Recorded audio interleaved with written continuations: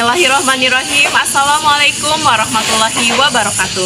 Perkenalkan, saya Dian Mursyidah, pembimbing literasi SDN Agro Kecamatan Cicalengka, Kabupaten Bandung.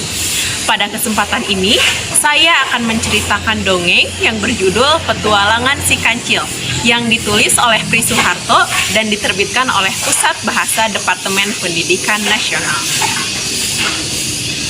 Tak seekor binatang pun di hutan itu ingin bertemu dengan harimau. Dia binatang jahat yang tak segan memangsa sesama penghuni hutan. Masih segar dalam ingatan bagaimana si jahat itu tanpa belas kasihan sedikit pun memangsa induk kambing yang baru saja melahirkan. Sejak saat itu, binatang penghuni hutan bersepakat untuk saling menjaga dari kejahatan harimau. Akibat kesepakatan itu, sudah berhari-hari harimau ini tidak mendapatkan mangsa. Hutan itu seperti kosong, hanya dirinya sendirilah yang ada di hutan itu. Kalau begini terus, bisa mati kelaparan aku. Beberapa waktu kemudian, hidungnya yang tajam ini mencium bau daging segar. Ini bau daging segar. Di mana daging itu ya? Lalu, dengan aroma daging tersebut, harimau menemukan seonggok daging di dalam kotak kayu besar.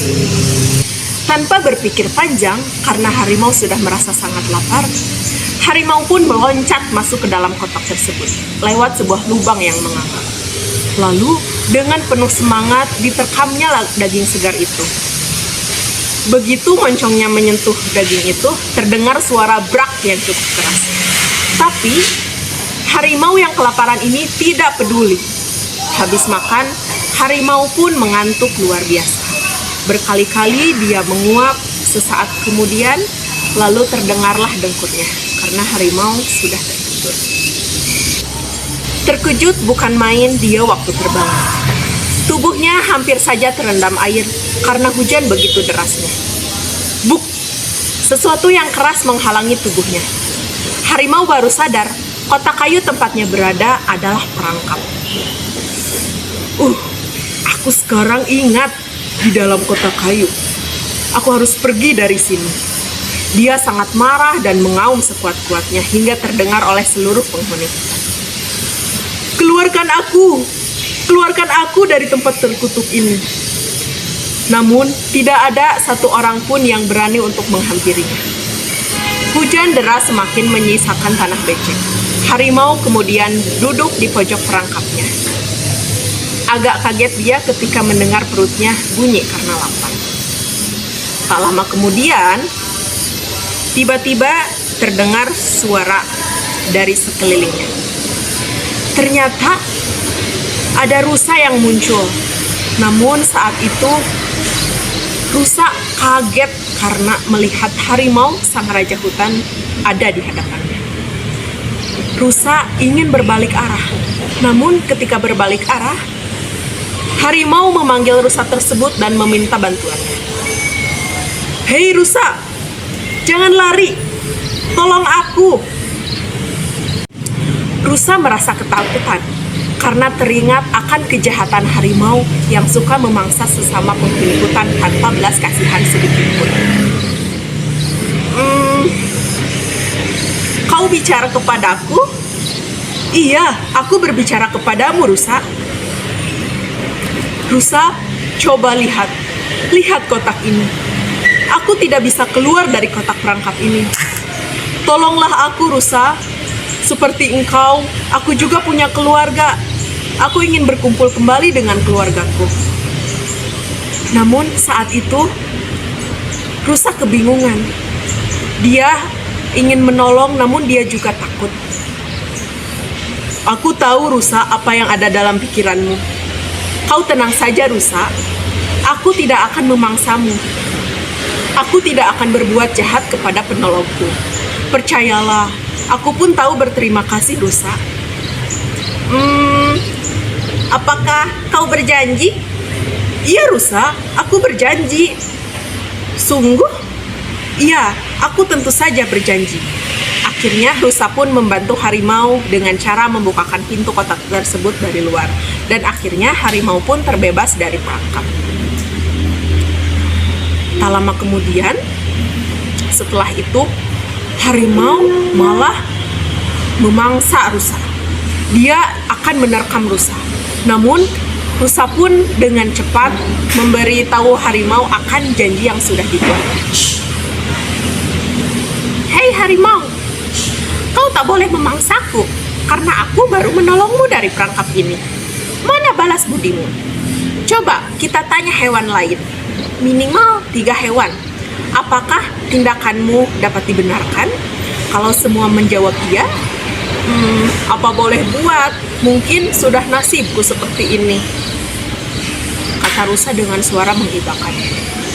Kemudian, harimau pun setuju dengan permintaan rusa. Setelah itu, terlihat burung elang yang melintas di antara mereka. Hei burung elang, tolong aku. Ada apa rusa? Tolong aku elang. Aku sudah membantu harimau keluar dari perangkap. Namun, dia malah akan memangsaku. Berhakkah harimau memangsaku? Begitulah hukum alam rusa. Dulu, aku juga membantu manusia untuk mengusir burung pipit yang memakan padi mereka. Namun, saat ini aku pun diburu oleh manusia. Kemudian, elang pun pergi. Hahaha, kau dengar rusa apa yang diucapkan elang? Bersiaplah, kau akan menjadi mangsaku. Tunggu dulu harimau, masih ada hewan lain yang harus kita tanya. Tak lama dari itu, kemudian melewatlah kuda tua. Hei kuda tua, tolong bantu aku. Ada apa rusa? Tolong bantu aku kuda. Aku sudah membantu harimau untuk keluar dari perangkap. Namun, harimau malah mau memangsaku. Apakah tindakan harimau itu dapat dibenarkan? Begitulah hukum alam rusa. Dulu, aku juga membantu manusia untuk mengantar mereka ke berbagai tempat yang jauh. Namun, saat aku sudah tua dan tak bertenaga, mereka pun mencampakanku. Hahaha, rusa, dengar kau apa jawaban kuda itu? Kau memang pantas untuk menjadi mangsaku. Tunggu dulu harimau, ada satu hewan lagi yang harus kita tanya. Tak lama dari itu, melintaslah kancil yang cerdik. Ah, itu dia, ada kancil yang cerdik. Kancil, tolong aku. Ada apa rusa? Tolong aku kancil. Aku sudah membantu harimau keluar dari perangkap. Namun, harimau malah ingin memangsaku. Apakah tindakan harimau itu dapat dibenarkan? Memang sudah hukum alam, yang kuat memangsa yang lemah. Hahaha, kau dengar rusa? Bersiaplah, kau akan menjadi mangsaku. Tapi tunggu dulu harimau, aku belum selesai berbicara. Maksudku begini, tindakan kau bisa dibenarkan asalkan maksudku begini harimau. Ayolah kancil, kenapa kau bicara berputar-putar seperti itu? Kalau begini bagaimana? Rusa dan harimau, coba kalian tunjukkan kembali kejadian yang tadi. Biar aku tahu apakah tindakanmu itu bisa dibenarkan atau tidak.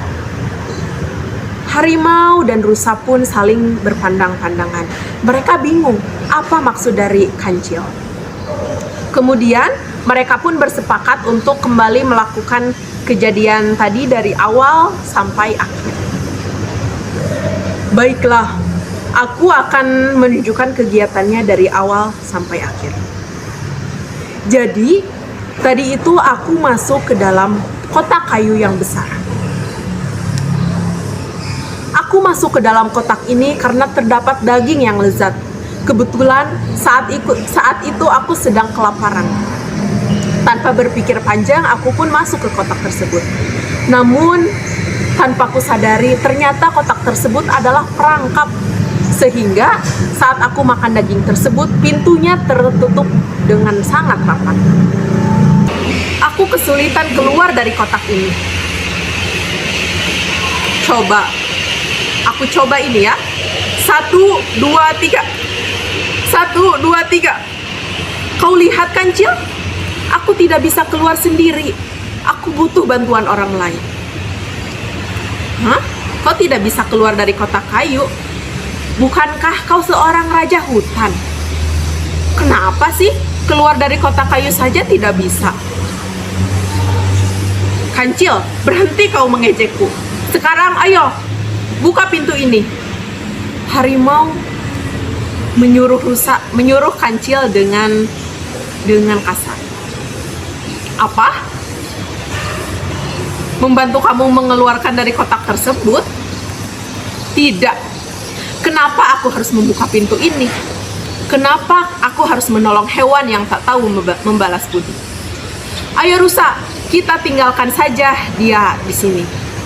Sebentar lagi, pemilik perangkap ini tentu akan datang, biar mereka senang melihat hasil tangkapan. Akhirnya, rusa dan Kancil pun pergi meninggalkan harimau. Harimau pun tersadar bahwa Kancil sudah menipunya.